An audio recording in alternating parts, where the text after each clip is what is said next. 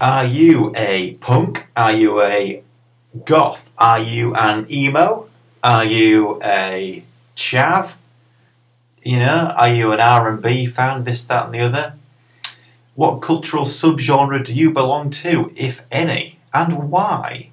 It's very interesting. During my teenage years, you could say I was a goth. I used to dress in black and all this sort of thing, and hang around with other people who looked the same as me and whatnot. And at the time, I was quite convinced that I was being an individual and I was being different. But of course, in retrospect, what I was being exactly the same, and I was deliberately conforming to a particular subculture. Why? Quite innocently enough, probably because when you're a teenager and when you're very young, you don't yet have your own identity, and you need something that's sort of pre-packaged and ready-made for you to latch onto, so you feel like you belong and you can sort of make connections with people more easily through a sort of mutual love of music or fashion or whatever it is. And this is a very healthy thing and something that should be encouraged, really, because when you look at goths or emos or juggalos or whatever, it gets people through a very difficult part of your life, going through puberty and your teenage years and stuff, and you don't really know what you're supposed to be doing with your life, and the last thing you want to be worried about is who you are. And if you could take some of that worry away by thinking, well, I'm a goth, it's what I do, I'll wear black, it's easy, I'll listen to goth music because I like it, my mates like it, we can go to goth gigs together, then that's fantastic, and that's really good. But don't fool yourself that you're being an individual. Okay, there might be less goths than there are normal people, if there is such a thing, but it just means you're in a smaller subgroup, really, of people, and a more obviously identifiable one. And that the ease of identification is very important, because you can see other goths in the street and you have an instant, affinity with them, and so on. So it's a good thing, really, just as long as you're not deluding yourself into thinking that you're a unique and precious snowflake, because you're really not. You're just another person dressing in a particular way. And it's a lot of the time it's a lot more challenging to actually have to go out and try and decide, who you really are, as in you, as an individual. Who are you? What clothes do you like? What is your favourite colour? Do you really like every goth band? No, you don't. So there must be bands that aren't goth bands that you like as well. And it's okay to like those. It's okay to like Shania Twain and like the Sisters of Mercy. There's no rule on the planet that says you can't. The only thing that's stopping you, really, is peer pressure. And peer pressure can come from both sides, really. Peer pressure of people beating you up because you're dressed in black. Peer pressure of your fellow goths telling you, what? You can't like Steps. You're a goth. It's exactly the same thing. But they're both quite pernicious, really, and kind of cruel. But that's the way life works.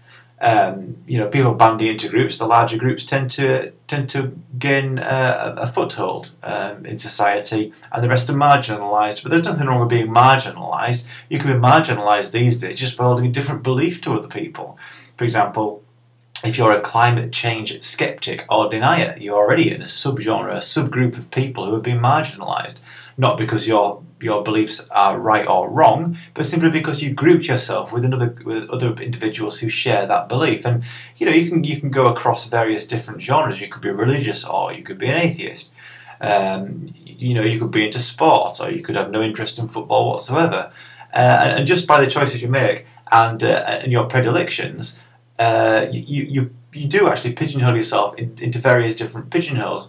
And although there is a very negative connotation to pigeonholing yourself, really it's quite important, because if you know which pigeonholes or which slots you're occupying, you've got a much better idea of the sort of person you are, and you must accept that, and you must accept that you've got good things and bad things about you, and things you want to change, things you can't change, even though you probably should.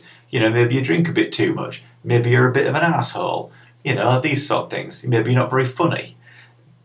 It's not a cardinal sin, it's who you are. And I think as you get through life, that's why old people don't tend to give a shit anymore what people think of them, because they're so confident and relaxed and familiar with who they are, what they look like, how big their nose is, what their accent's like, whether they've got a wonky tooth, that they simply don't care anymore. Plus they've got a lifetime of experience telling there is a lot more important things in life than what music you listen to, what clothes you wear, whether you've got piercings or not, etc, etc, etc.